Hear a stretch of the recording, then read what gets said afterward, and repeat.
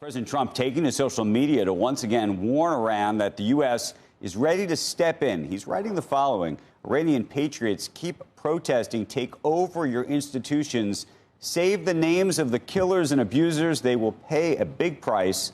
I've canceled all meetings with Iranian officials and told the senseless killing of protesters stops. Help is on the way. And then he says, MIGA, meaning make Iran great again.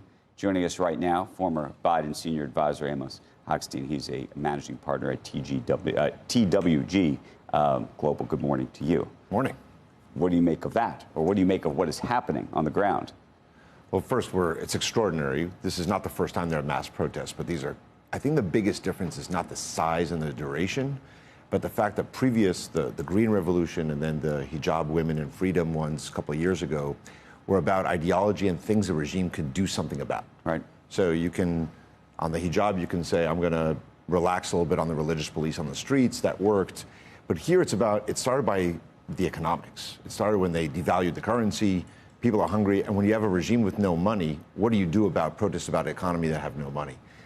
I think from the perspective of the U.S., we've seen a lot of elements of regime collapse here, but what we have by the protests, but there's no actual opposition, and there's no signs yet that any parts of the regime are collapsing. If you remember in Tahrir Square during Egypt, they gave the order to shoot, and the soldiers and the officers refused to shoot. Right. So you don't see this. Here they are. So do you see an opening, or you don't see an opening here? I think it's too early. I think it's too early to see this yet. I mean, remember, with Assad, it took months of protests. We're on week 2, and we're not seeing any part of the regime saying that they're no longer supportive, any cracks of any kind there.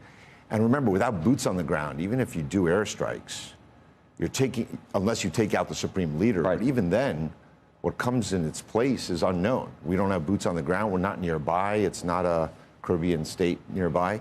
The IRGC is well equipped, the Basij, the military, the police, the intelligence. They have little different agencies there. So I think a day after plan has to be much more carefully articulated. How is that different than the Venezuela scenario in your mind? Because in Venezuela, you went in with an operation to kidnap one person. There's no regime change. The regime is still intact. It's just a personnel change at the top. It's one person is gone, and the regime stayed. It's hard to imagine this regime. But there's a view, and I don't know if you think it's working or not, there was no regime change, but that somehow we now have enormous influence over this country. Oh, we don't. Absolutely. I mean, we basically have a puppet regime that is now going to do what we want on the issues that matter to us and on all other issues. Venezuela. In Venezuela. Yeah. In Iran, it's hard to imagine taking out the supreme leader and it having the same effect. It's not a monolithic. It's a much more complicated and strong regime, as you can see from the evidence on the ground. They're acting with different kind of resolve. So I think that just taking one person out is not going to give you the answer. I think I support the president encouraging the protesters to go out and say we're going to support them. I think if you're going to say help is on the way, help has to come in some way. I just don't know what that way is. And I know throughout the region, people are not entirely sure that airstrikes do it, because what are you attacking? You can't do nothing, but it's really difficult to figure out what you should do. And as you point out, there's no one waiting in the wings. The Shah's son is not. That probably is. Yeah, I think outside of Tehran in certain circles, I think it's hard. I was thinking about, and it's not analogous to Iraq in any way, but there were a lot of dead enders that we thought were going to be throwing flowers to our troops. That's not the case this time, is it? Don't the people really? Are they not? If it wasn't for the military and the iron grip that the mullahs have, would there be dead enders in Iran that pine for the thugocracy or whatever you want to call what they have right now? Wouldn't people embrace an end to this regime? I think, as you see in the streets, there's the majority of Iranians. Does anyone not agree with that? There, other than the. I am sure. Yes, I mean, in the last election, while Pezeshkian won, the hardliner still got a lot of votes. There is a core.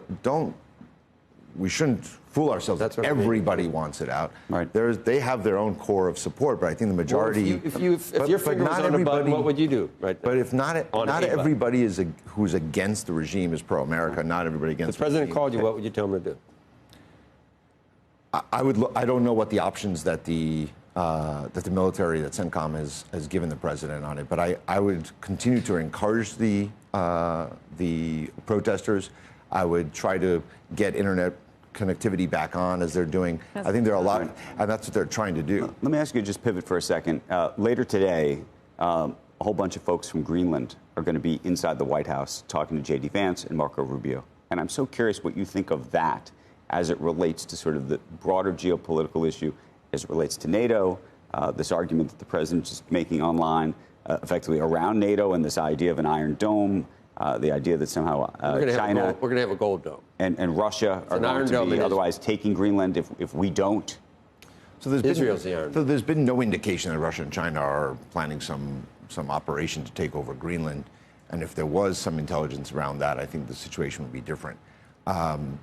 Look, Greenland is part of Denmark. It has been. There are independence movement in Greenland. They should figure out what they want to do for their own fate. I don't think that we should be going and invading Europe or invading our allies.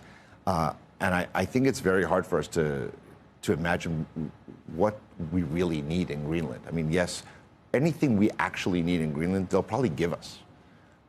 If we ask for mining rights, if that's what they want for critical minerals in Greenland, we've had teams there for years. I ran the Energy Bureau 15 years ago, and I sent teams out there. We can do whatever we want. If we wanted to have a base of operations there for intelligence purposes, I'm sure they'll let us. These are allies. They're NATO allies. They'll let us do whatever we want. Why do we need to own it? I don't understand. I think it's a friction point that is completely unnecessary. Everybody says that, wow, $50 oil would be great unless you live in Midland, Texas. There's an article out today.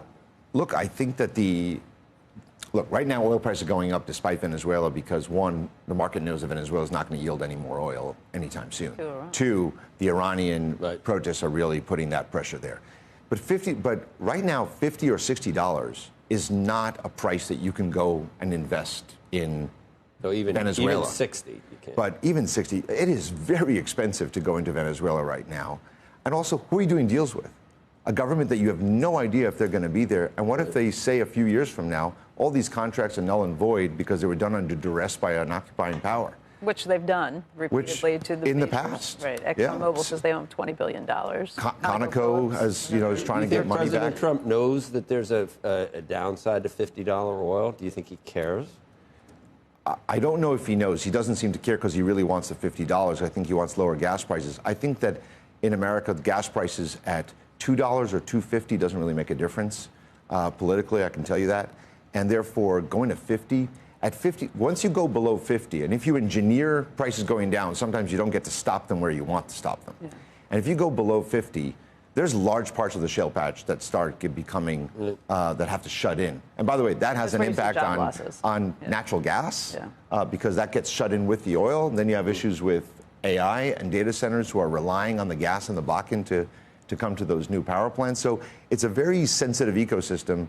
You want oil prices to be low, but there's a limit to how low you want them.